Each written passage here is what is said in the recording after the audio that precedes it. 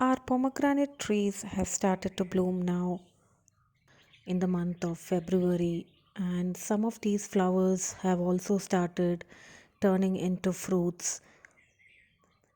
In Bangalore, now we have cool nights and warmer days, and we also had some rain showers over the weekend.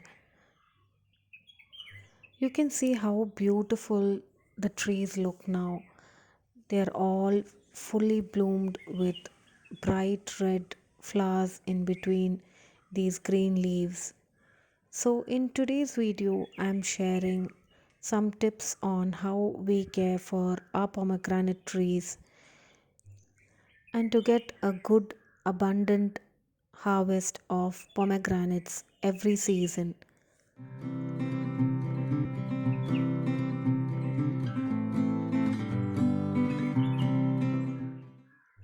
Hi, and welcome to Fresh from My Garden.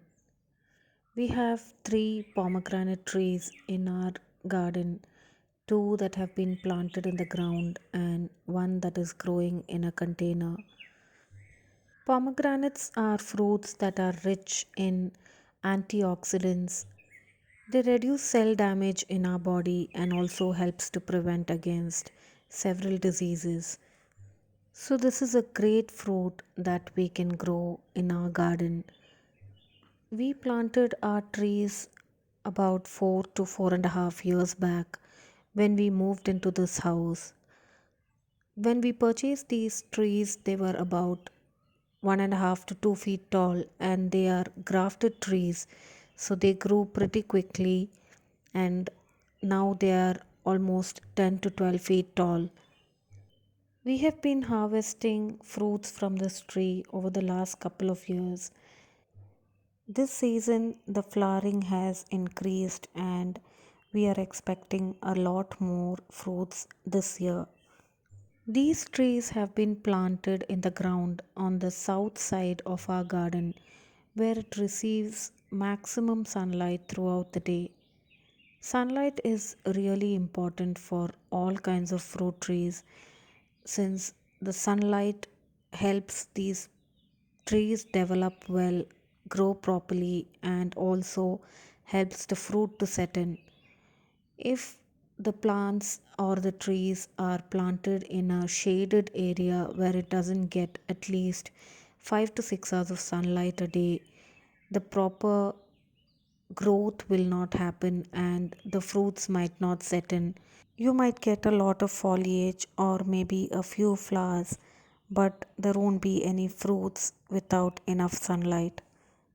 As I had mentioned earlier, we have three pomegranate trees in our garden, one of which is in a container and two in the ground. And we can see the real difference in growth when compared to the tree that is planted in the ground and the one in the container. The one in the ground has grown really well and there has been a lot of flowering on these trees that are in the ground, but the one in a container the growth is comparatively slower, and though there is flowering it is not really much. But let's not get discouraged by the fact that these trees grow slower in containers, because with limited space, when we live in cities, we have no other option but to grow fruit trees in containers. In addition to lots of sunlight, pomegranate trees also need regular fertilizing to grow well. We fertilize these trees with organic fertilizer that we make at home every 3 months and mulch these trees with the dried leaves that we collect from our garden regularly. I'll leave a link in the cards above. You can check out how to make this organic fertilizer at home for your garden. In this organic fertilizer that we make at home, we also add some neem cake that helps to prevent any sort of pest attack or diseases that might affect the plant. In addition to fertilizing once every 3 months, you can also occasionally add some neem cake to the base of the tree if you see any sort of fungal attack or diseases that are infecting the leaves of the tree. Pruning is also another very important part of growing pomegranate trees. An annual pruning is something that we do every year after the fruits are harvested and the growing season is over. This will get rid of all the dried out branches and stems and any sort of pests that might have attacked in this season and make sure it doesn't come back the next season. Pruning also encourages a lot of new growth on the trees. Here you can see that some fruits have already started growing on the tree, and usually they are ready to pick and they are ripened by July or August. With many kinds of fruits, the fruit continues to ripen even after it is picked. But in the case of pomegranates, they stop ripening once they are picked off the tree. So, if they are not picked at the right time, the fruits cannot be consumed and we'll just have to discard them. This has happened to us several times when we were new to gardening and we really didn't know the right time to pick the fruits of the tree. One way to check if the fruit is ripe and ready for picking is to check if the fruit is really heavy and bearing down the branch on which it is growing. Usually, the ripened fruits of pomegranate are juicy and heavy, and when you see that they are really heavy and bearing down the branch on which it is growing, it might be ready for picking. But there are always some things that we learn only with trial and error, and this has happened with us too.